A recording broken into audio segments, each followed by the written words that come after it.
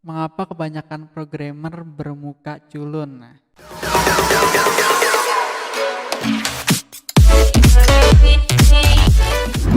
halo teman-teman semua, selamat datang di channel gue. Anyway, gimana kabarnya teman-teman semua? Maaf gue jarang upload, udah 2 bulan gue nggak upload ya karena faktor waktu. Terutama gue kan juga ada kerjaan dan juga gue masih kuliah, tugas dan UAS. Kemarin tuh jadi bentrok sama UAS. Jadi mood gue bikin video itu agak berkurang karena ngerjain tugas UAS. Anyway, dan sekarang kebetulan gue kemarin baru beli webcam baru. Jadi mood gue bikin video itu kayak agak naik gitu loh. Nah biasanya kan gue kan kalau bikin video mau pakai facecam tuh harus naro kamera gue di samping monitor. Nah terus editnya di collab. Nah itu. Kalau sekarang kan kalau pakai webcam tinggal plug aja ya. Jadi ntar facecamnya auto nyala. Kebetulan kemarin tuh gue berapa hari tuh sering baca Quora. Gimana kalau gue bikin konten bacain Quora dan ngasih tahu opini gue tentang pertanyaan-pertanyaan yang ada di Quora. Nah jadi kalau teman-teman yang belum tahu apa itu Quora, nah Quora itu kayak platform untuk tanya jawab tapi lebih general, nggak seputar programming, ada semua topik di sana. Oke, kebetulan gue udah buka di Gmail, udah gue filter yang dari Quora, nah banyak banget kan. Ya karena gue baca yang menurut gue sempet aja gitu dan topiknya bagus. Oke, sekarang gue bakalan mulai bacain eh, pertanyaan-pertanyaan yang ada di Quora ya. Gue cari dulu ya. Kayaknya gue bakalan mengenai tentang programming dulu aja. Nah ini kemarin gue baca nih bagus nih. Apakah jurusan ilmu komputer masih menjadi jurusan dengan prospek kerja tertinggi di Indonesia selama 6-7 tahun ke depan? Kita buka ya. Ini pertanyaan keren. 6-7 tahun ke depan, tahun ini aja prospek kerjanya udah nggak tertinggi. Itu pun kalau pernah jadi yang tertinggi. Prospek kerja tertinggi itu mudah dapat, mudah naik, adaptabilitas tinggi, bisa dialihkan ke industri mana aja di SBM. Yang dikatakan di Tracer Studi bahwa ilmu komputer tertinggi itu bukan prospek kerja, tapi rata gaji pertama saat fresh grade. Oh, ini gue baru tahu nih. Jadi untuk ilmu komputer itu yang tertinggi bukan prospek kerjanya, tapi rata gaji pertama saat fresh grade. Nah, fresh grade ini pada saat teman-teman baru lulus, entah itu dari kampus atau dari sekolah. Kalau di track terus sampai gaji 6-7 tahun lagi juga rankingnya udah bisa berubah. Oh, apakah masih sama 6-7 tahun ke depan? Masih akan sampai terjadi salah satu di antara dua hal. Sektor swasta dilarang profit oriented, komputerisasi dilarang. Ini misalnya gara-gara Ultron memberontak sehingga spesiesnya dilarang. Nah, ini bagus nih. Jadi gue dapet ilmu baru. Katanya itu sebenarnya yang tinggi itu bukan prospek kerja, tapi rata gaji pertama saat fresh grade itu ya. Dicatat tuh. Oke, kita cari lagi pertanyaan yang lain. Nah, ini bagus nih. Apakah IPK 25 mendapatkan pekerjaan di perusahaan atau menjadi pegawai negeri? Oke, kita cek ya. Dia bilang IPK saya hampir segitu. ASN udah pasti nggak bisa. Nah, ASN itu apa? Kita cek. ASN adalah pegawai aparatur sipil negara. Oh, udah nyoba sendiri, nggak ada satupun pos yang bisa tembus persyaratan awal. Untuk perusahaan multinasional masih nerima, bahkan 2 kali. BUMN pernah 2 kali lolos sampai psikotes di 2 perusahaan yang berbeda walaupun belum pernah ada yang keterima. Nah, kita baca komentar yang lain. Mas, kalau bisa asah dulu skill bahasa Inggrisnya, terus apply ke perusahaan luar negeri. Jamin mereka nggak akan tanya IPK. Kalau masnya punya skill yang bisa dijual, mereka akan gaji mas dengan berpuluh-puluh kali lipat dari ASN atau perusahaan swasta di dalam negeri. Ini menurut gue setuju banget nih sama jawabannya Mbak Fitri Nur Jamilah. Karena menurut gue juga IPK itu nggak begitu berimpact ya kalau di dunia IT. Yang gue tahu itu banyak perusahaan yang lebih mengandalkan skillnya. Nah banyak ya, berarti nggak semuanya rata-rata. Kalau di IT itu lebih mengedepankan skillnya. Jadi nggak selamanya IPK-nya jelek itu nggak punya skill, nggak. Banyak kok orang-orang yang IPK-nya nggak 3 tapi skillnya luar biasa. Banyak banget. Dan pastinya ya yang utama harus skill dulu. Oke nih, jadi gue nemu pertanyaan bagus. Berapa pendapatanmu sebagai seorang pemrogram? Kita cek ya. Berapa pendapatanmu sebagai seorang pemrogram? Maaf, Meskipun saya sudah lansia, nah ini ada yang jawab. Sebaiknya saya tulis juga berapa gaji pertama saya per bulan sebagai application programmer. Itu dia bulan Maret 1990 gajinya 500.000. Terus September 800.000, probation periodnya pas. Nah, jadi masa probationnya itu udah lewat dan naik gaji. 1992 itu dia naik jadi 2 juta. Berarti 2 tahun gajinya naik dan seterusnya. Saat ini fresh graduate sebagai programmer umumnya digaji 8 sampai 15 juta di alumni top 3. Nah, top 3 itu universitas yang top 3 ya. 5 sampai 8 juta selain alumni top 3. Ini gaji pertama kali masuk. Nah, ini berarti benar kan relate sama pertanyaan yang sebelumnya bahwa di jurusan komputer, entah itu teknik informatika atau ilmu komputer, kalau kita apply sebagai programmer, pasti rata-rata salary fresh grade-nya itu 5 sampai 8 juta. Kalau dari gua itu sama sekarang belum kerja tetap. Nah, gua itu sekarang masih kuliah, tapi gua emang dari SMK freelance.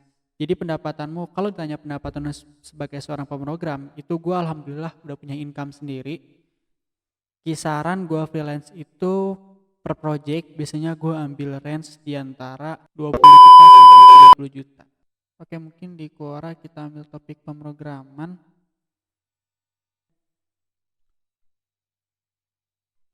Nah, ini menarik banget nih. Mengapa kebanyakan programmer bermuka culun? Nah, gue culun kayak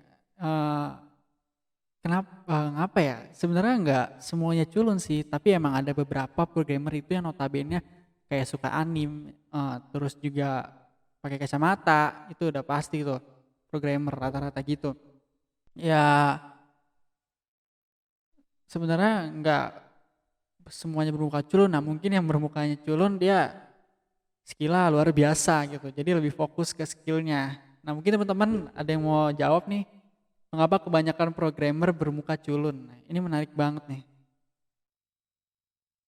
Kalau menurut gue sih ya nggak semua culun. Ini siapa nih? Masa besar programmer culun karena culun dan biar nggak culun. Wah, gila, jadi gokil banget gitu. Programmer culun pas nyari jodoh fotonya pakai yang ini. Wah, ini luar biasa ini.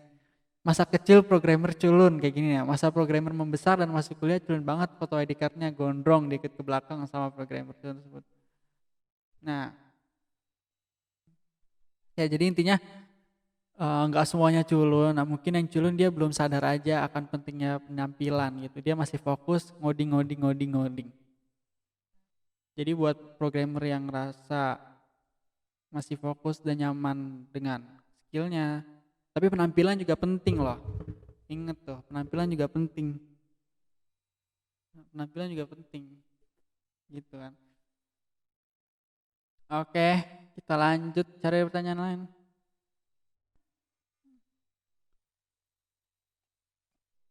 Nah, ini menarik banget. Mengapa banyak lulusan informatika yang tidak bisa pemrograman? Nah, ini menarik banget nih. Gue bacain dulu jawaban yang di sini ya. Ini adalah untuk kampus mediocre papan tengah ke bawah ya. Kurang relate buat kampus-kampus yang anggap programming itu craftsmanship dan konteksnya untuk fresh graduate. Nah, jadi kata si yang penjawab itu saya punya alasan masuk akal kenapa banyak yang tidak bisa pemrograman. Satu, salah masuk jurusan, bener. Nonteknya gampang, bener. Kampusnya mediocre, bener. Terpenting di banyak kampus nggak bisa coding itu tetap bisa lulus informatika. Nah, bener sih, bener banget. Oke, gue langsung jawab dari asumsi gue, mengapa banyak lulusan informatika yang tidak bisa pemrograman. Yang pertama ya tadi bener kata si owner, bahwa mereka itu salah masuk jurusan. Itu salah jurusan di awal, udah kecemplung, udah telat, mau keluar pun udah telat, ya mau gimana kata mereka gitu. Banyak banget di kampus gue juga ada yang ngerasa salah jurusan dan akhirnya dia ngoding itu ya sebatas tugas aja, bukan hobi. Sebenarnya kan kalau mau jago sesuatu ya harus disayangin dulu, bener gak? Gimana kita mau jago sesuatu tapi kita sama hal itu aja nggak hobi, nah nggak sayang, itu bener tuh. Karena yang pertama tadi ya salah masuk jurusan. Nah, terus yang kedua ya karena mereka tuh nggak mau belajar lebih lebih lanjut. Karena selama yang gue tangkap di masa kuliah itu tuh nggak seluas gue belajar otodidak sendiri. Ilmu di kuliah itu cukup bagus, fundamentalnya gue dapet banget. Walaupun gue SMK udah belajar pemrograman dan gue ada project-project freelance, gue masuk kuliah juga itu ilmu fundamentalnya ada yang gue nggak tahu. Itu. Jadi di kuliah itu lebih lebih dalam lagi buat ngebahas fundamentalnya. Tapi untuk lebih mau grow up, disaranin yang ngoprek sendiri di rumah, nggak harus ngandelin kampus terus atau sekolah gitu. Good question. Kita cari pertanyaan lain. Nah ini nih, gua penasaran nih. Ini ada pertanyaan bagus. Apa bukti bahwa seorang pemrogram sudah bisa dikatakan senior? Gue penasaran karena kan kalau di mana di job street gitu kan ada dibutuhkan senior programmer gitu. Kita baca bareng-bareng. Pemrogram senior adalah pemrogram yang sudah bisa memenuhi kriteria tambahan dari kriteria dasar dan wajib seorang pemrogram kriteria tersebut adalah memahami aspek-aspek non-fungsional dari setiap kode program yang dituliskannya. Oh, I see. Mampu membuat keputusan arsitektural dan jangka panjang dalam membuat program, terus dapat memprediksi dan menanggulangi kemungkinan kasus kegagalan. Terus mampu mencari tahu akar penyebab suatu insiden sukar yang telah terjadi terkait dengan suatu program. Jadi yang gue tangkap itu, yang bisa dikatakan bahwa itu senior adalah nggak selamanya senior itu tua, nggak, bukan. Yang gue tangkap dari jawaban sini ya, yang gue tangkap itu bukti bahwa seorang pemrograman sudah bisa dikatakan senior itu nggak cuma bisa sebatas coding, kayak ada kerjaan terus kerja tasnya ngoding kelar. Nah itu enggak, itu dia harus yang tadi yang kayak dibilang itu memahami aspek-aspek non fungsional, terus juga yang paling penting itu dapat memprediksi dan menanggulangi kemungkinan kasus kegagalan program saat dijalankan di dalam suatu sistem yang terintegrasi. Ini bagus banget nih jawabannya, dan ini nggak gampang. Kita memprediksi dan menanggulangi kemungkinan kasus kegagalan itu nggak mudah, nggak semua programmer bisa gitu. Oke, mungkin segitu dulu mengenai bahas Quora-nya. Oke, sekian, terima kasih gue Ian, thank you.